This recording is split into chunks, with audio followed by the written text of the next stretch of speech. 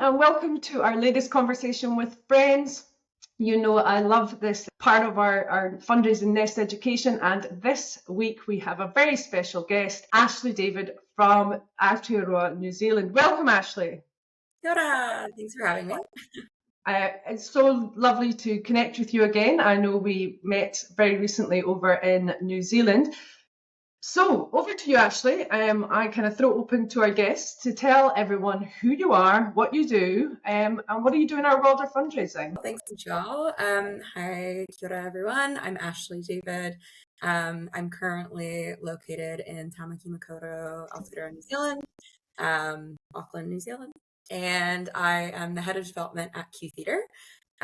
So my background is pretty much my entire career has been within the arts. I grew up as a dancer. I studied and have a degree in dance and PR, and I've kind of continuously found my way into different roles within the arts. Predominantly, it's been kind of a back and forth between Marcom's publicity and then all things fundraising, a little bit of programming, producing, freelancing, teaching, dancing, choreographing in there, as you do. All of us in the arts kind of always joke we have slashes to our title. There's so many things we do, but yeah. So am I right in saying that you fell into fundraising like almost every fundraiser on the planet? I did. I definitely did not graduate uni going, I'm going to be a professional. Yeah, no, it's a common theme. I wanted to do arts management, and I was like, I'm going to be a marketer. And then there was a fundraising role, and here we are. Awesome. And clearly, much like myself, when I say I'm a New Zealander, but I live in Australia, and they're like, you don't sound like either of those. You're obviously, you don't hail from New Zealand, and so where is that? Where is home? Yeah, home is a concept in my mind. Yes, it is. The accent comes from, I'm Armenian American, and I grew up in like the Baltimore, Maryland, Washington, D.C. region, and met my lovely partner over there at uni. He's originally from here, and here we are 8 years later, based in Tamaki. Brilliant. Okay, so the whole idea of the Fundraising Nest was to build a community. People learn from people, and I know you were one of our scholarship winners at the recent Nest Fest in New Zealand. I'm just going to go right back to the beginning in terms of inspiration, and this can be personal or professional, but when you look back on your life through school, through your dance, as a gymnast, I get that there's probably inspiration there with coaches, but who is it that's kind of shaped who you are in terms of how you approach and your kind of outlook on life? Can you share that? Yeah, I mean, this is probably like the biggest cliche ever, but my mom and also my aunt, like they're Hilda and Frida, they're sisters and they're best friends, and they are like my ladies, and they have been with me, every step of my life, but just like the most supportive, encouraging people. And I'm nothing if not a bit of a risk taker. I like to do some big jumps through life. I've done a couple different things. And I think I've only been able to do it because I know I have that foundation and that support and that love from these women that inspire me every day. So I know it's not the professional, inspiration, but that is the life holistic, inspiration that has It's the most important professionally. So yeah. It is because we take our personal life and transpose it to our professional life. That's what we do when we're our authentic self. I think some people find that quite hard. That's why I kind of dig a bit deep into that. So again, we're going to go backwards before we go forwards. But do you have an earliest fundraising memory? Did you fundraise at school? What did fundraising mean to you? Yeah, I mean, I feel like I grew up fundraising and not realizing I was like being a fundraiser just from being involved with different activities and things like in Girl Scouts, we had to like sell our cookies, which I know is not quite fundraising, but there was a lot of product selling to fundraise throughout schooling. And I just kind of loved it. Like I was a door-to-door knocker, like a total frontline, like everyone in the neighborhood was unsafe when I had a fundraiser on. I would just knock on every door possible and was pretty relentless with my efforts. And then, yeah, similarly, in like high school in a dance company, we had to do some fundraising. And then I got really involved. So this is a really like formative, I think, solidification in fundraising. I got really involved at uni with this organization called Dance Marathon. And it was a part of the Children's Miracle Network, which was a part of the Children's health system. I probably got that wording wrong, but it was all about fundraising throughout the year to raise money for Children's Miracle Network. And so it involved dance, and it involved, like, I was a morale officer, so I was leading and inspiring, and then also fundraising, and a lot of social media, which was getting really popular at the time, and I was like super early adopter and all in it. So yeah, I think that was a real shape of like, oh, this is a thing. And Yeah. then it slowly led to a bit of a career out of it. So No, that's fabulous. So right now you are heading up the Q Theatre. And arts fundraising actually really is a little bit different to general fundraising. I know arts fundraisers are always screaming out like, can you help us, more training for the arts. What's your biggest challenges at the moment in kind of your fundraising space?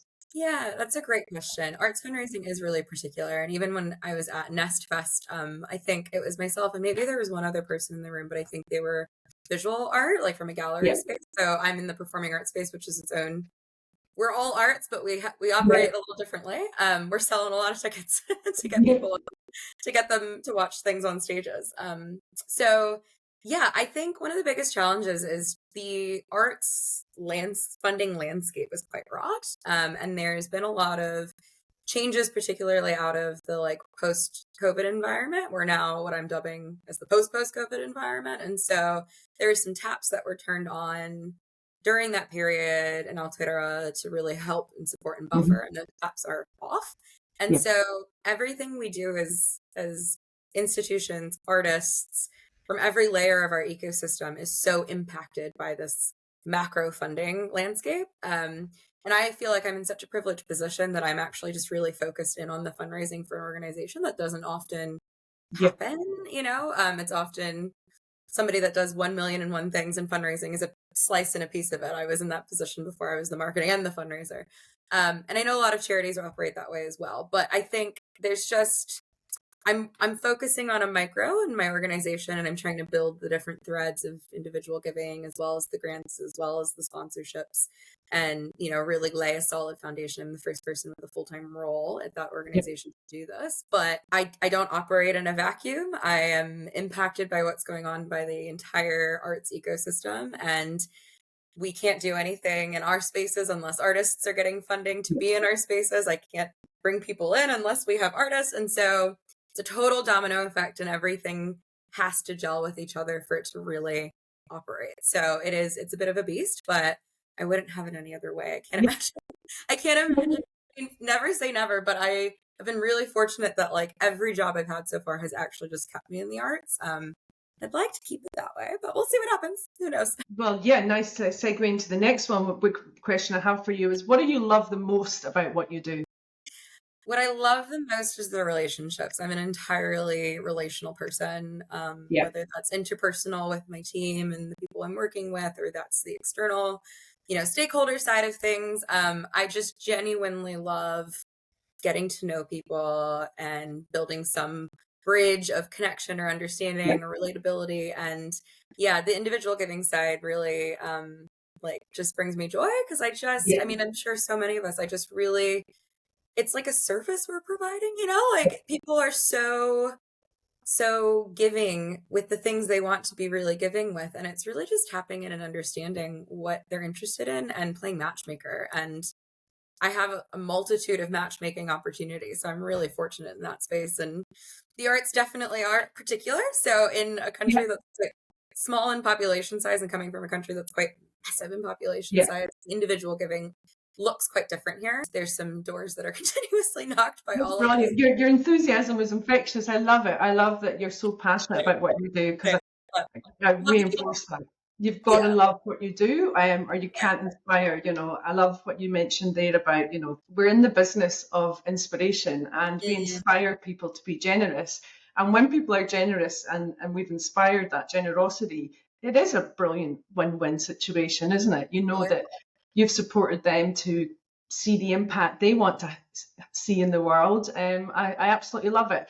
So on the flip side of that, it's not all sunshine and rainbows. We know that for sure. It's hard. It's hard. What do you dislike the most about? What do you not like about what's the frustration of what you do? Yeah, I mean, I think there's a lot of specificity to what we do, as there is, with any specialist role. But Yeah. there's a lot of seeds that are planted, and you can sow those seeds and you can water them and you can hope that they grow, but not all of those seeds are going to grow. And some of them are not going to grow in the timeline you hope and wish that they're going to grow. And so I think there's this need for a linearness to what we do because of the way we slot into calendar years and KPIs and financial need. And I understand that. But as maybe you can tell, I'm quite a holistic individual. So Yeah. I look at that and I look at the fact that I'm relationship building first and foremost. Yeah. And it's a relational thing, not a transactional thing by any stretch. There's nothing linear about that. Yeah. That is a completely organic process. And for it to be the best version of itself, it will take the time it needs in order for it to be what it needs to be. Right. And so I think I'm really lucky that I have people that get that. But Yeah. then you also have to bring people on the journey of that. And there's a lot of trust in you. And it's a bit of pressure as well, where you have to keep your own stomach and say, we're going to get there. We're going to get there. You just have to trust me. We're on a journey. It takes its time, just because you want it doesn't mean it's going to happen. And so it's just constantly being the calm force in the room, reinforcing. Yes, being organizations being too impatient. That's what I'm trying to say. Yeah. They're like, oh my God, we need this money. I'm like, I get it. But do you want it in a good way or do you want it in a one-off way? Because there's difference. So. And tell me, how important do you believe education, learning more, knowing more, coaching, mentoring, talking to other fundraisers, how important is that in a fundraiser's life? Oh, it's massive. It's massive. It can get really lonely, especially like I'm a team of 1.5. Like I have a 20-hour-a-week assistant that works with me, but otherwise I'm the only person in the org leading that charge. Yeah. So when I came to NestFest, I was like, oh, here we are. We're all doing and trying and struggling and succeeding. And it's just, I'm such a relational, community-oriented person. It takes an absolute village to keep yourself okay as well. Yeah. And I think self-preservation and self-care is like the buzzword of the last however many years, but like, it's true. Like I'm not going to be the best version of myself to do the thing I'm asked to do if I'm not taking care of myself. And a part of that is ensuring there's a community of support wrapped around myself and everyone else that has to do the thing that we're doing, which is so important and so special. Yeah. And learning, people say you don't have time or budget for learning, but actually it's incredible what, you can take tiny nuggets away, you can take big plans away. It's so important, I think, to create that time for, totally. You've got to innovate your own fundraising, but you take inspiration from what others have done. And how can you do that without hearing and seeing what other people are doing? And it's special too when you, like, again, with NestFest or other spaces that hold the opportunity for professional development and education, you really get to just sit back and observe and absorb. And that is a luxury because 90% of the time you're doing. And so, I just found myself, again, I'm a totally creative individual. That's like my bread and butter of who I am. And so I'm like doodling and jotting down notes and I'm like, there's like a little tree and there's branches and I'm, there's so many nuggets, words and things that I can hang on to. And I'm still going to steal that from you. Observe and absorb. That's brilliant. That's a brilliant tagline about it. Absolutely. So the technology is all, it's kind of settled down a bit now, but everyone's, technology is going to take away our jobs and things. What excites you? I guess it's the same kind of question. What excites you or what makes you fearful about the advances in our profession, about the future? I am excited. I'm very much like, get on or you're going to get left behind in that mentality where I don't want to fight against AI and technology that's coming. I want to understand how to have it be supporting what it is that I'm doing. So like at the moment, for example, a year ago was so resistant for ChatGPT. I was like, my job is to be the best writer I can be. How dare this thing think it's better than me? Me too. And I finally had a teacher friend actually, who uses it quite a bit to help with lesson planning. And I was like, in the grit of getting a grant app done. And I was like, God, it's just the same questions over and over again. Like I could just say the same things, And she was like, just try it. And I was like, okay, I'll give it a go. And all of a sudden I was like, oh, you just synthesized it real quick, didn't you? Totally. That blank page paralysis or that stuckness and the time it takes to get out of that, it was like eliminated. It wasn't perfect, of course. It still needs the magic touch and the manipulation, but yeah, it really, I'm like using it like my little assistant, like I totally type in there, I see what she can do, and then we keep it. So it's just one version, but there's so much. We're looking at a new CRM possibility in our organization and the AI capabilities there. It's really, I find it really cool. I'm excited. I agree. I was exactly the same as you. And again, those days when you're just, when you hear your own thing over and over again, you're like, is this even good? Like, what am I doing? And then you just need that inspiration, don't you? So no, I agree. It's there to help us, just not take over, that's for sure. Exactly. So we're coming closer to the end of our little conversation with friends that we have. Before we find out a little bit more about Ashley the human, just to wrap up, looking back on your kind of professional career, what advice would you give to your younger self that you wish you knew then, but you know now? It's probably ongoing advice in my life because I am nothing if not an anxious individual. And so I just remember, like, I could viscerally feel in my body the stress of like graduating uni and being like, I have to be the best right away. And that's just like, is not going to happen. I'm still not the best. What does that even mean? And so I would love to tell my younger self to just take a little bit of that pressure off. And again, I used to think very linear, and I think it's just, I was raised in Washington, D.C., like there's such a culture and mentality of that. And life has been nothing if not linear. And so, yeah, I would tell myself to just take away that thinking and that everything has to be done by a certain time, because life will life, and you just kind of got to roll with it and make the best of it and keep it moving. So love that. Be a little kinder to yourself, eh? Absolutely. Yeah, she says in her 30s. Okay, let's moving on to this or that. I'm going to give you 10 quick fires. First one that comes to your mind. Are you ready? Ready as I'll ever be.